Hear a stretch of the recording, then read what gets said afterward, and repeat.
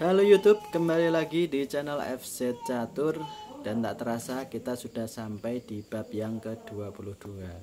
Nah, di bab yang ke-22 ini sebenarnya sama saja kita mengulangi di bab yang ke-21. Jadi kalau di bab yang ke-21 kita belajar untuk mengetahui siapa yang sedang unggul. Nah, secara tidak sengaja kemarin saya sudah saya sampaikan. Jadi untuk teman-teman yang baru gabung bisa langsung lihat ke bab yang ke-21.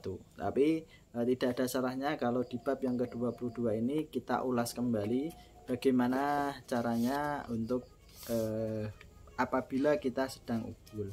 Jadi di bab yang ke-22 ini dengan judul di saat kita sedang unggul. Nah, kalau ini memang posisinya kita sedang unggul, apa yang harus kita lakukan. Nah, di bab yang ke-22 ini dijelaskan kalau kita sudah unggul. Maka dari itu apa yang bisa kita lakukan kalau kita sedang unggul.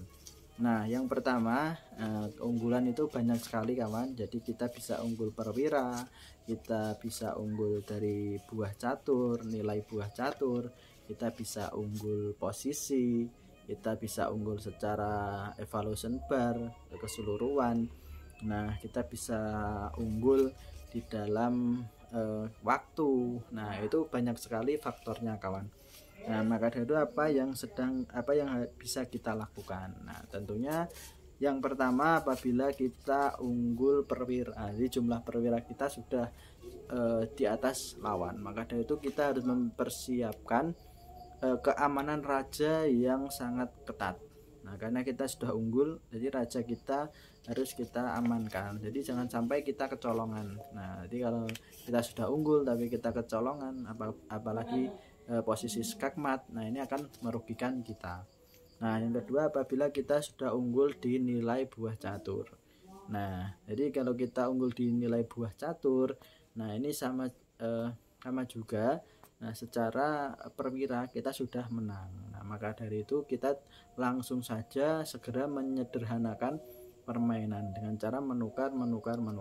Nah, itu kalau kita tidak mempunyai ide dalam penyerangan ataupun kombinasi.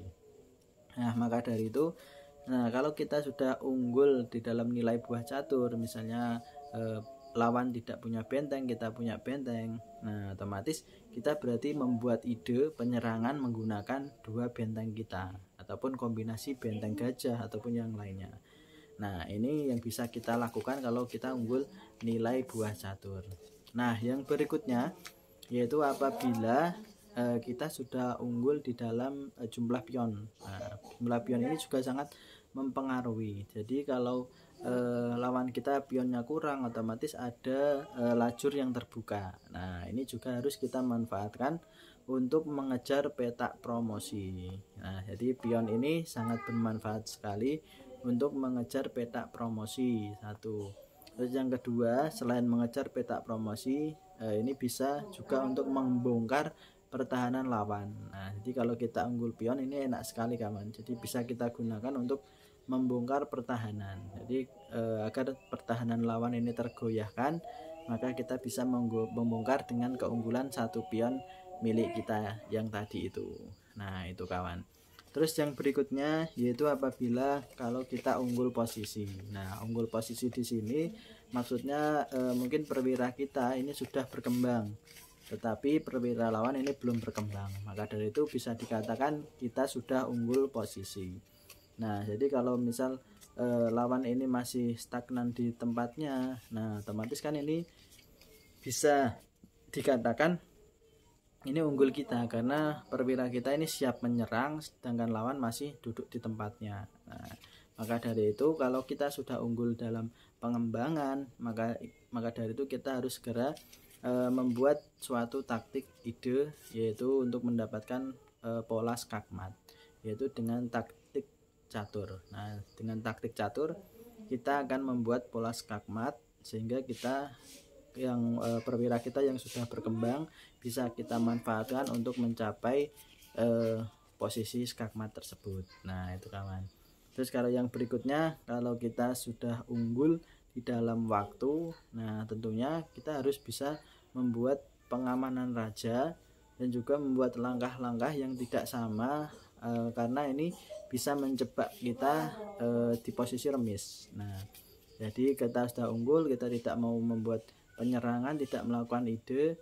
Nah, kita hanya bolak-balik, misal memajukan raja, memundurkan raja. Nah, itu kalau misal 3 bangunan itu sama, nanti kita akan terkena remis. Nah, itu yang merugikan untuk kita. Maka dari itu, apa yang harus kita lakukan? Nah, ini jadi kita lihat keunggulan kita terlebih dahulu dan kita bisa manfaatkan. Nah, saya ulangi lagi, apabila kalian unggul di dalam perwira, maka dari itu kita bisa membuat ide-ide untuk mencapai posisi skakmat, ataupun bisa menyederhanakan permainan. Lebih enaknya itu seperti itu, kita sederhanakan, kita tukar-tukar karena kita sudah unggul perwira.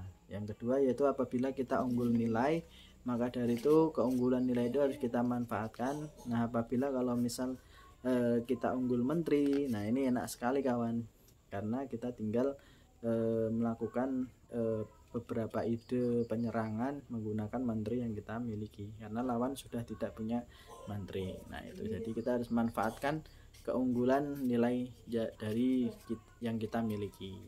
Nah, apabila kita unggul posisi, nah tentunya kita harus sesegera mungkin sebelum lawan ini mengembangkan perwiranya.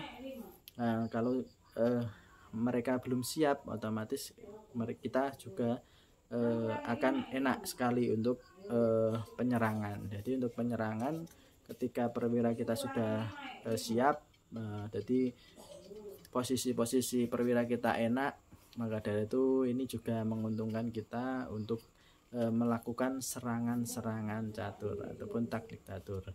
Dan yang berikutnya yaitu apabila kita unggul pion, nah kita bisa gunakan keunggulan pion ini untuk membongkar pertahanan lawan. Itu satu, yang menggunakan pion-pion kecil kita bongkar pertahanan lawan. Dan yang berikutnya yaitu memanfaatkan kekosongan petak lajur dari pion lawan untuk kita gunakan sebagai petak promosi. Jadi kita arahkan pion kita bagaimana caranya untuk kita bisa memperoleh petak promosi itu. Nah, jadi kita tinggal dorong. Jadi apabila lawan ini kesulitan, biasanya akan mengorbankan perwira lawan sendiri agar kita tidak promosi. Nah, tapi kita akan untung 1 perwira. Nah, itu kawan. Dan yang berikutnya, kalau kita sudah unggul, biasanya kita lihat di evaluation bar ataupun analisa catur itu ada evaluation barnya. Jadi kalau kita sudah unggul, maka dari itu kita tinggal mencari langkah-langkah yang terbaik supaya kita tetap mempertahankan keunggulan kita. Dan terakhir, apabila kita unggul waktu, usahakan kita membuat ide yang aman untuk keamanan raja. Jangan sampai kita membolak-balikkan langkah kita sehingga malah draw, padahal kita sudah unggul waktu. Nah, itu kawan yang bisa kami jelaskan di bab yang ke-22. Nah, di saat kita sedang unggul, apa yang harus kita lakukan. Nah, untuk teman-teman yang ingin menambahkan, boleh tulis di kolom komentar, dan komentar terbaik nanti akan kita beri hadiah kawan. Oke, mungkin itu di bab yang ke-22. Salam catur, Gen Una Sumus, kita satu keluarga.